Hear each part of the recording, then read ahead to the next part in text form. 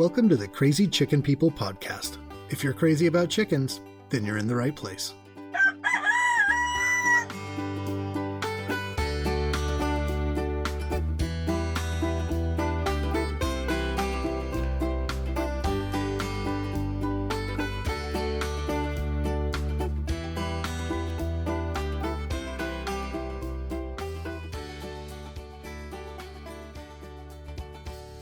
What's up, chicken people? Thanks for tuning in again to talk chickens with me. Before I get into today's topic, I wanted to mention a couple of really odd things that I've been noticing with my chickens.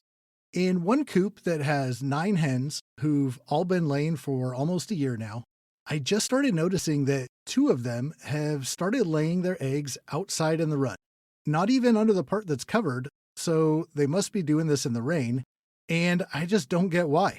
There's plenty of nesting boxes, probably more than they need or have been using, and I keep their coop really clean.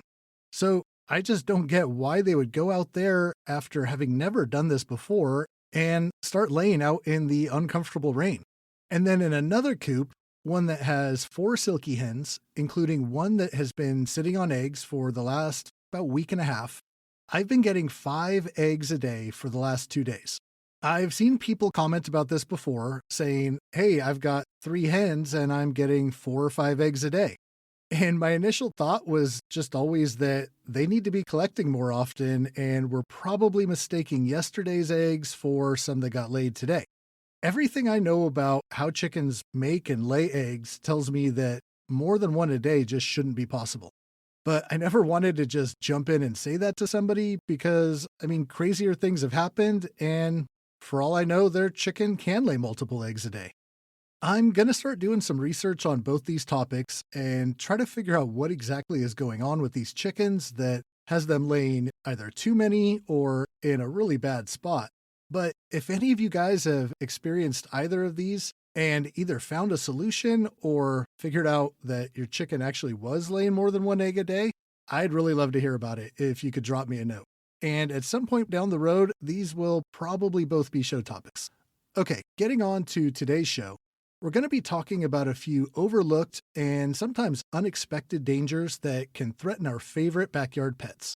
In earlier episodes, we've talked at length about how important regular health checks are in staying ahead of any possible illness or injury, and how keeping a close eye on your flock and understanding each chicken's unique quirks can help you to identify a problem before it gets too serious. But if you've had chickens for a while, or follow any of the chicken groups on Facebook, then you know that sadly, there's a lot of dangers out there that can still present a risk to your flock. So in today's show, we're going to pass over most of the common and regularly talked about risks that your chickens face, like overheating, parasites, or wild animals that want to make dinner out of them, and talk about some of the unexpected dangers that can be really easy to overlook. One of the hard truths about raising chickens is that if you have them around long enough, you're eventually going to deal with some loss, and there's going to be some times that you have no idea what happened because you've gone to such lengths to keep them safe and well cared for. And while I wish I could tell you that looking out for these dangers we're about to talk about will keep you and your flock from any more unsolved mysteries, there's just too many potential hazards out there to cover them all. But at least we can learn from others who've shared their own experiences and try to look out for some of these problems in our own chicken yards. The first one I wanted to hit on is something that had never occurred to me to be anything I needed to worry about until I saw a video of a pig that had somehow jumped over a short fence and landed head first in a 55-gallon drum that had the top off and was being used to store water. Now, luckily for that pig, someone was right there watching and was able to tip the barrel over, so that very surprised and confused porker was able to get out and avoid drowning. But open containers like this, be it buckets, tubs, even swimming pools, can all present a risk to chickens. And although some chickens can swim if they try, it's not really something that they're great at. And from time to time, chickens have been known to fall into buckets or even jump inside of them just to get a look at what's in there. When that happens, they can end up drowning if they've got no place to plant their feet and to push off so that they can flap their way out of there. So, especially this time of year when a random bucket or trash can that's been sitting around can start to fill up with rainwater, just take a good look around the space that your chicken has access to and make sure that there's nothing that could potentially turn into something that traps your chicken in. Keep buckets or tubs upside down or stacked in a way that no animals can get caught in there. And if you have a swimming pool and maybe a chicken that likes to float around with you in it, never leave that bird unattended in the water. Mine don't seem to want to have anything to do with jumping in for a swim, fortunately, but they do like to leave a mess around the patio when they come up in the backyard for a visit. Okay, the next hidden danger to be aware of is the little bits and pieces that can get left behind when you're working on projects meant to improve the life of your chickens. But things like nails, screws, little pieces of wire, any of the materials that you may lose track of and they get hidden in the grass or lost in the dirt can cause some serious problems if your chickens ingest them. And there's a decent chance that they will, or at least try to.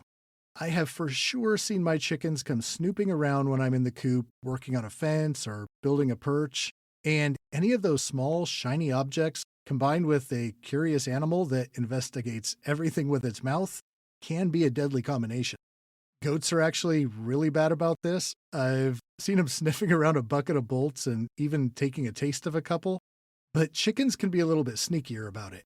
And if they're able to pop in, grab a screw or something they've mistaken for a piece of food, and then swallow it before you're able to get it away from them, you could have a real problem on your hands. Small pieces of metal or glass that can get caught in the crop could end up causing lacerations, punctures, even blockages. And if they swallow something small enough to move through the crop, it might start cutting up your chicken from the inside. This isn't to say that, if your chicken swallows something like this, it's an automatic death sentence. Animals are pretty tough and often able to live through some things that you would think would kill them instantly. There's a good chance we all have a chicken who swallowed something they shouldn't have and passed it just fine.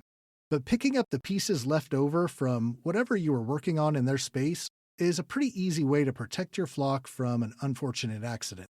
If your chicken's free range and have access to lots of space, there's no way you can make sure that every little tidbit is picked up, but those chickens will probably keep moving along if they see a nail because, presumably, they have lots of plants and bugs to go after. But chickens who spend most or all of their time confined to the coop and run and have probably looked over every square inch of that space hundreds of times are going to be a little bit more curious about something new that they see. So when you're in that area with them, whether you're in there fixing something or just for a visit, keep an eye out for anything that doesn't belong so that your chickens don't find it first. All right, next on the list of hidden dangers is mold. You've probably heard or read that moldy feed can be toxic to your chickens, and this is very true. Eating moldy feed can irritate their digestive tract and cause symptoms like diarrhea, vomiting, abdominal pain, and if this goes on, will quickly start having a serious impact on their day-to-day health. But that spoiled feed isn't the only thing to look out for. Mold buildup in wet bedding can also lead to digestive and respiratory disorders in chickens. Inhaling these spores can lead to problems like sneezing, coughing, and difficulty breathing. And being exposed to these conditions for too long can lead to an infection in their respiratory system that may be really difficult to recover from. Now, to keep these risks low, it's really important to maintain proper hygiene management in the coop. This includes regularly cleaning and disinfecting the coop, storing your feed in a dry, well-ventilated area, and removing any moldy or contaminated feed and bedding from your storage space. You can even do a quick check when you go and pick up your chicken supplies. It's not uncommon for bales of straw to get wet when being shipped, and they can start to get kind of nasty, usually on the bottom where you may not see it. And feed stores aren't perfect. They might leave a pallet out in the rain that turns into a pallet of moldy layer crumble you take home to your flock.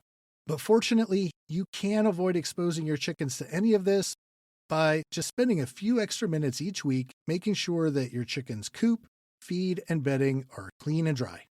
Okay, moving along to foods that may be dangerous for your chickens to eat. I know we all love to spoil our girls with treats and the special little tidbits, but it is important to have a good understanding of some of the toxic foods that we need to keep away from them. A few that should definitely be avoided include chocolate, anything with caffeine, citrus, raw dried beans, avocados, anything that's spoiled or started to mold, or has a lot of salt in it.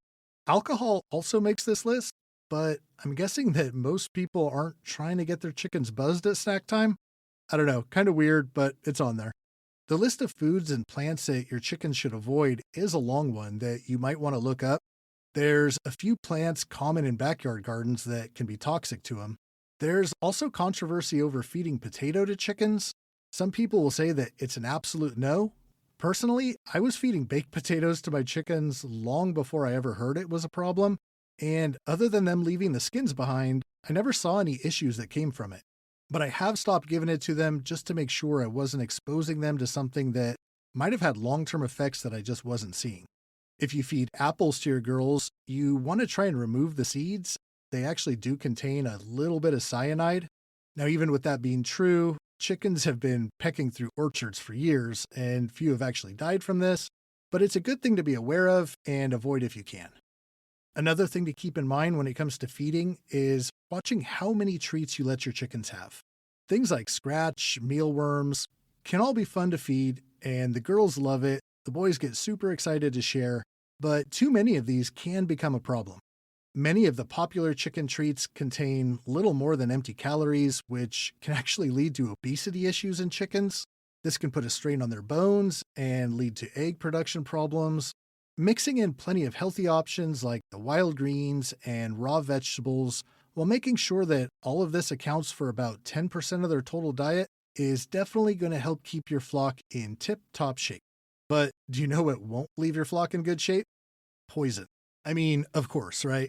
And none of us are actively feeding poison to our chickens, other than maybe what's found in some of the foods that we eat and toss out with the scraps.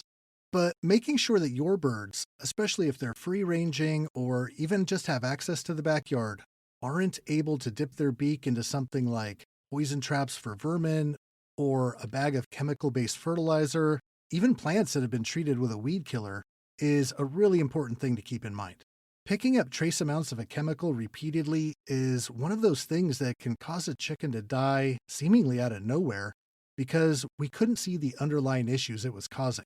One of the more common ways chickens get poisoned, even when they are confined to mostly safe bounds of a backyard, is by eating something like a bug or a mouse that has fed on a poison bait station, or even just nibbling on a plant that's been treated with some chemical.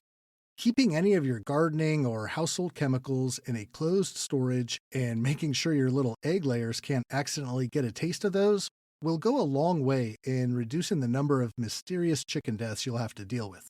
Okay, the last one I wanted to hit on, and I'm not going to totally go down the road of the heat lamp in the coop conversation, but coop and barn fires are responsible for sometimes hundreds of thousands of chicken deaths a year.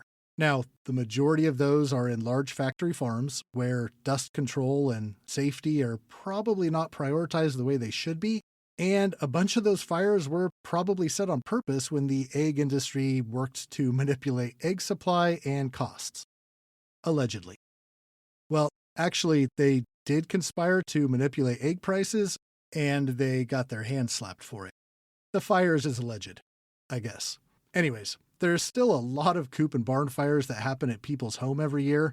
In fact, that number was as high as 950 just a couple of years ago. If you do feel the need to warm your coop or your barn for any of your animals, just really try to use one of the many way safer options than the heat lamp. There's a bunch of them out there now, and the costs are actually pretty reasonable. Some of them not much more than what you'd pay for a lamp and a couple of red bulbs. If you're stuck in a position that the heat lamp is your only option, just make sure that it's secured really well, ideally set up in a way that there's no chance of it falling into bedding, and keep an eye on how much dust builds up on or around it. I know this topic has created a lot of divide and arguments amongst chicken keepers, and sometimes those threads can get pretty nasty, but at the end of the day, I think people just want to help others be aware of the risks because nobody wants to see another chicken keeper lose their whole flock or their coop or barn in a fire. The points we hit on today, though not common, are some of the problems you may come across with your backyard flock. Now, I didn't bring up the threat that your other pets or even a neighbor's pets may pose to your chickens, but I have lost a couple of birds to the barn cat that came with our house. I should have seen that coming. He was the meanest looking cat I had ever seen.